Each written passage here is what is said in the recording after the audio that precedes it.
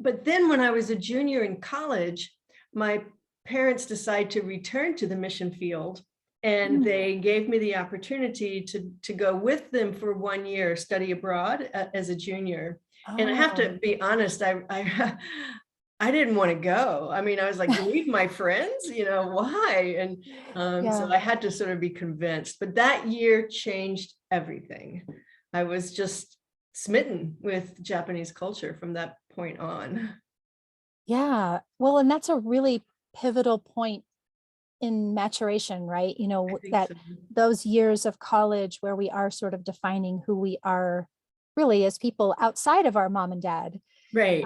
So to be submerged at that point, I could see how that would be life-changing. Right. And what I try to get my students to study abroad because I tell them, you learn a lot about another culture, but you really learn more about yourself once you step outside of your comfort zone. And so it really was a pivotal experience for me.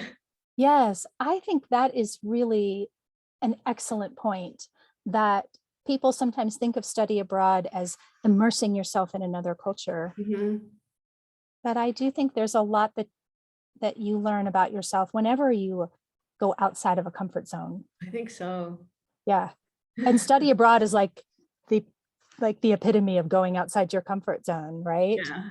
But for me, it was I kind of cheated a little bit because my parents were there. So I was living with them, and I interacted with other Americans who were fully immersed in homestays. And so they had a deeper acculturation than I did. But another side benefit for me is that I got to know my parents better, because I was the fourth child, and then I have a younger brother. So this was the first time I had them all to myself.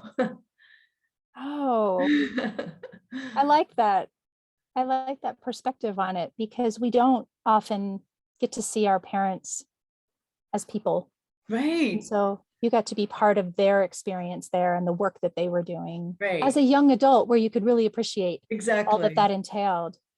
Yeah, that was a gift, I'm sure. Yeah. So when you decided, so you work you just mentioned you have students. So you work as an instructor, as a teacher, as an educator. When you decided to write the Kimono Tattoo, did you have some sort of a grain of this idea from way back when you lived there in college, or was this something that just came to you now? Right. I guess I've always been attracted to the idea of writing fiction. I work at a university, and I write a lot of academic work. And so I never really felt I had the headspace to find my way into fiction, and sort of, put it off. But I read a number of novels by writers who set their work in either Japan or China. So there's a writer named Sujata Massey. She's American, and she has a series of mystery stories set in Japan. And I read them. I just devoured them. I thought they were just so interesting. And it was like a wonderful combination of my academic interest with my personal interest in mystery fiction. And I thought, maybe I can do this too. And I lived in Kyoto for a year in 2004, teaching at one of our overseas programs there. So I was there for a year, and I was teaching, and I was living behind the Kyoto Zoo.